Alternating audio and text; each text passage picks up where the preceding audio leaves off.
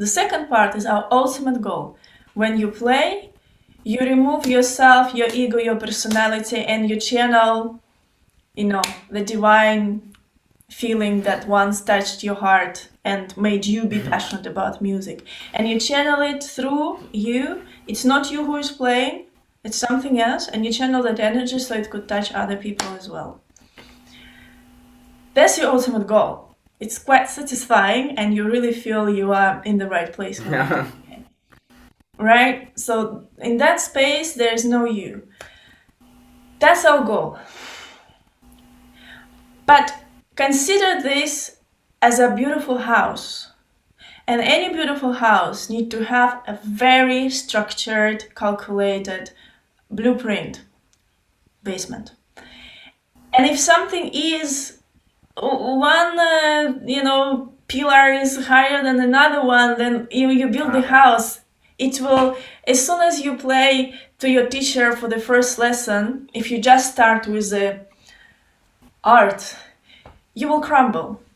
Your house will crumble.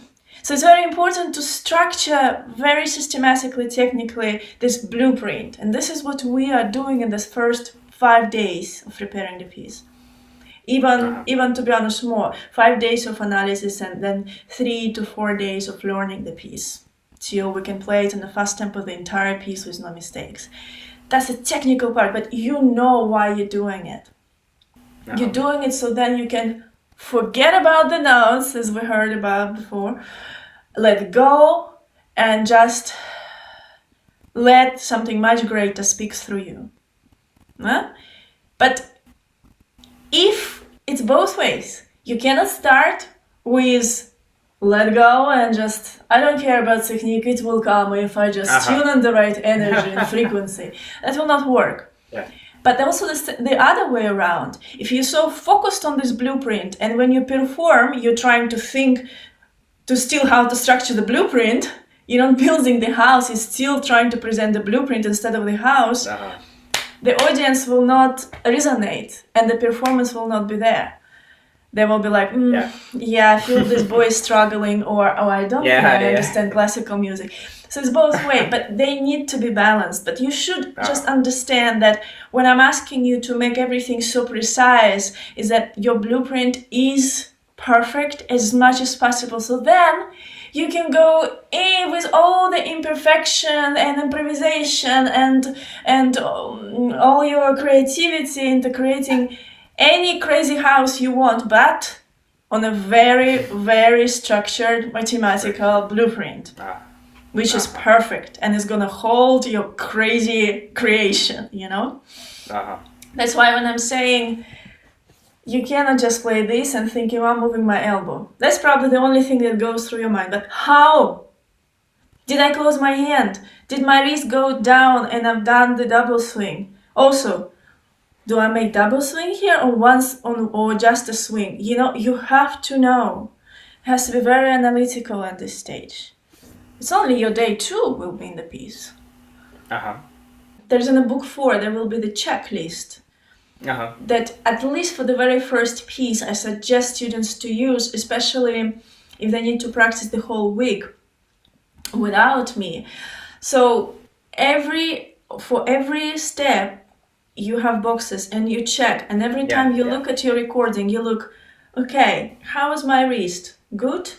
50%. I can improve. How is now? I'm focusing. How is my elbow? Good? Okay. How is my arm weight? Okay. How is my sound imagination? I feel the touch here was very harsh. I probably didn't imagine 3D, watery texture enough. So maybe I should improve. It cannot be just very general. It has to have certain points that all 4 or 5 points has to be perfect at this stage. Perfect as it can be perfect, but you cannot just play thinking about, I feel this sound texture and I feel my elbows. We're not doing less than we're supposed to do, and we're not doing more than we're supposed to do at this current stage. And presenting something to your teacher triggers a desire to be good enough, and that as a result compulsively triggers The only thing that we know how to be good enough for a teacher to play musically. Every my student has the same mistake, and I always say, slow down. Your brain is out. And they try to fly in the wrong time. Yeah. Yeah, I think it's exactly like that. It's a trigger of attention in the not maybe not physical, but in the other level. I would say the musicality is equal to surviving mode as a student in this case. Yeah. If you want to study this method, the best way is to just study the method and not do anything more, like to play repertoire that you are studying currently. Like you say in the book that you have to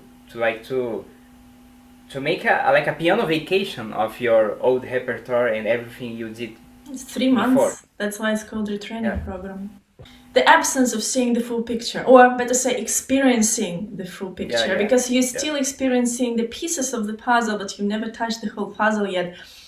And I've done. And so sort of from a bigger perspective, I know where you are on day 2 out of, day 15, right? So I was like, I know it takes time, but you're only on day 2, so hold on your horses.